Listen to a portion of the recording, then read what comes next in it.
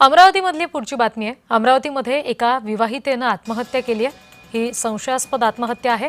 पती, सासू, नणंद आणि एका महिलेवर या प्रकरणात गंभीर आरोप करण्यात आले।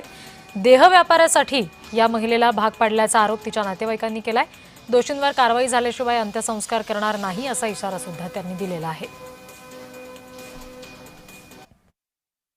घर मालकींसोबत वाद व्हायचे ते भाड्यासाठी, तर तेवढ्यात तिचा नवरा आला म्हणते त्यानं का का भांडणं केले यासाठी मारलं म्हणते। यासाठी मारलं तर तिनं फोन चालूच होता तेव्हा ते म्हणे मला अब तू येऊन जा म्हणे। मी गेली तेवढ्यात, मला काय माहित, मी वडारपुराच्या घरी गेली, तिथं कुलूप होता, तिथं काहीच कोणीच नव्हतं। मग मी माझ्या घरी जापर्यंत माझ्या घरी सगळे रडत वगैरे होते, तर मला माहित पडलं की ते निमुऱ्यात डेड बॉडी सापडली आहे। आणि ती इतर आजच्या बावेजी तिची डेड बॉडी तिथं गेली, कशी गेली।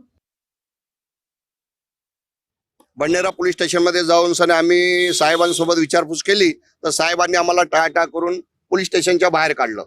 आणि जोपर्यंत आमच्या वडार समाजावर असा अन्याय झाला आणि न्याय मिळाला नाही, तर आम्ही या अन्यायाविरुद्ध तीव्र आंदोलन करून जोपर्यंत आमच्याला न्याय नाही मिळत तोपर्यंत आम्ही बॉडीला हात लावणार नाही, पीएम करणार नाही।